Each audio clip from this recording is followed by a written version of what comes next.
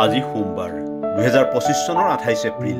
আজি কৰ্মক্ষেত্ৰত সুৰক্ষা আৰু স্বাস্থ্যৰ বিশ্ব দিৱস।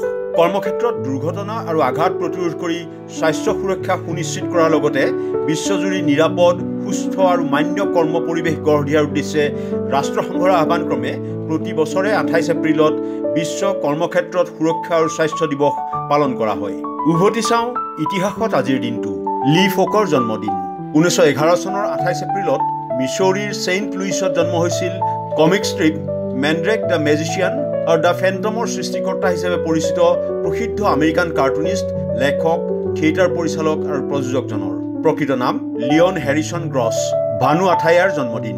1929 চনৰ 28 এপ্ৰিলত ব্ৰিটিছ ভাৰতৰ কোলহাপুৰত জন্ম হৈছিল গান্ধী চলচ্চিত্ৰত কষ্টিউম ডিজাইনৰ বাবে অস্কাৰ বঁটা লাভ কৰা বলিউডৰ যশস্বী কষ্টিউম ডিজাইনাৰ তথা মুম্বাইৰ বিখ্যাত জে স্কুল অৱ আৰ্টছৰ সোণৰ পদক জয়ী প্ৰসিদ্ধ চিত্ৰশিল্পীগৰাকীৰ প্ৰকৃত নাম ভানুমতী আন্নাচাহেব ৰাজউপাধ্যে। ছাদ্দাম হুছেইনৰ জন্মদিন। 1937 চনৰ 28 এপ্ৰিলত ইৰাকৰ আল আউজাত জন্ম হৈছিল 2003 চনত ক্ষমতাচ্যুত হোৱাৰ আগলৈকে ৰাজত্ব কৰা ইৰাকৰ পঞ্চম ৰাষ্ট্ৰপতি তথা নিষ্ঠুৰ একনায়কত্ববাদী শাসকজনৰ সম্পূৰ্ণ নাম ছাদ্দাম হুছেইন আব্দ আল মজিদ আল টিক্ৰিটি। মাইকেল কলিন্সৰ মৃত্যু। 2021 চনৰ 28 এপ্ৰিলত 90 বছৰ বয়সত ফ্লৰিডাৰ নেপলছত মৃত্যু হৈছিল 1969 চনত প্ৰথম চন্দ্ৰলৈ মানৱ প্ৰেৰিত সফল এপল' 11 অভিযানৰ অন্যতম সদস্য কমাণ্ড মডিউল কলম্বিয়াৰ পাইলট ইটালীত জন্মগ্ৰহণ কৰা আমেৰিকান মহাকাশচাৰীজনৰ প্ৰথমজন মহাকাশ পৰ্যটক। 2001 চনৰ 28 এপ্ৰিলত ডেনিছ টিটো বিশ্বৰ প্ৰথমজন মহাকাশ পৰ্যটক হিচাপে পৰিগণিত হয়। ৰাছিয়াৰ সয়ুজ ৰকেটত উঠি আন্তঃৰাষ্ট্ৰীয় মহাকাশ কেন্দ্ৰত 8 দিন কটোৱাৰ বাবদ মাৰ্কিন উদ্যোগীজনৰ ব্যয় হৈছিল প্ৰায় $2 কোটি। এই যাত্ৰাই ভৱিষ্যত মহাকাশ পৰ্যটনৰ সম্ভাৱনা বৃদ্ধি কৰে। একেলগে 10টা উপগ্ৰহ উৎক্ষেপন ইছৰোৰ। 2008 চনৰ 28 এপ্ৰিলত ভাৰতীয় মহাকাশ গৱেষণা সংস্থাই শ্ৰীহৰিকোটাৰ সতীশ ধাৱান মহাকাশ কেন্দ্ৰৰ পৰা একেলগে 10টা উপগ্ৰহ উৎক্ষেপন কৰি ইতিহাস সৃষ্টি কৰে। এই উৎক্ষেপনত কাৰ্টছেট 2A, IMS-1 আৰু 8টা নেনো গৱেষণা উপগ্ৰহ অন্তৰ্ভুক্ত আছিল। এপলৰ আইটিউনছ ষ্ট'ৰ মুকলি। 2003 চনৰ 28 এপ্ৰিলত এপলে ডিজিটেল সংগীত ক্ৰয় আৰু ডাউনলোড কৰাৰ আইনী আৰু সুবিধাজনক ব্যৱস্থা আইটিউনছ ষ্ট'ৰ মুকলি কৰে। মুকলিৰ সময়ত 2 লাখ ট্ৰেক সম্বলিত এই ষ্ট'ৰৰ পৰা প্ৰথম সপ্তাহতে গ্ৰাহকে 10 লাখতকৈ অধিক গীত ক্ৰয় কৰিছিল। বুকাৰ বঁটাৰ নাম সলনি।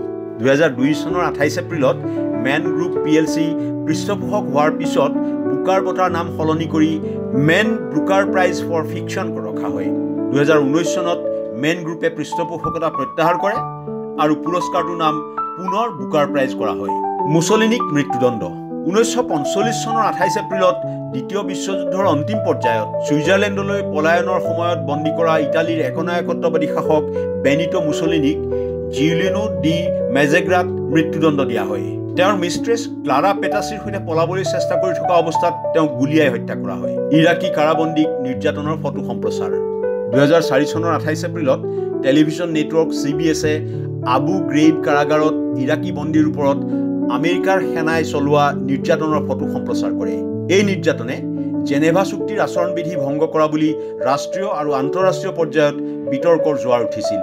সেনাত যোগ দিয়াত আপত্তি মহম্মদ আলীৰ। 1967 চনৰ 28 এপ্ৰিলত ভিয়েটনাম যুদ্ধৰ সময়ত বক্সাৰ মহম্মদ আলীয়ে এই সংঘাতৰ বিৰোধিতা কৰি আমেৰিকান সেনাবাহিনীত যোগদান কৰিবলৈ অস্বীকাৰ কৰে। তুমুল বিতৰ্কৰ সৃষ্টি কৰা এই সিদ্ধান্তৰ বাবে তেওঁ দোষী সাব্যস্ত হয় আৰু এই গোচৰ আমেৰিকাৰ উচ্চতম ন্যায়ালয়ত উপনীত হয়। জাপানত মিত্ৰশক্তিৰ দখল সমাপ্ত। 1952 চনৰ 28 এপ্ৰিলত ছান ফ্ৰান্সিস্কো চুক্তি কাৰ্যকৰী হোৱাৰ ফলত জাপানত মিত্ৰশক্তিৰ 7 বছৰীয়া দখল অন্ত হয় আৰু জাপানক আনুষ্ঠানিকভাৱে সাৰ্বভৌমত্ব ঘূৰাই দিয়া হয়। 1951 চনৰ 8 ছেপ্টেম্বৰত বিশ্বৰ 49খন দেশে স্বাক্ষৰ কৰিছিল জাপান শান্তি চুক্তি বুলিও জনাজাত ছান ফ্ৰান্সিস্কো সন্ধি। ৰাছিয়াৰ চোৰাংচোৱা CIA বিষয়াক কাৰাদণ্ড।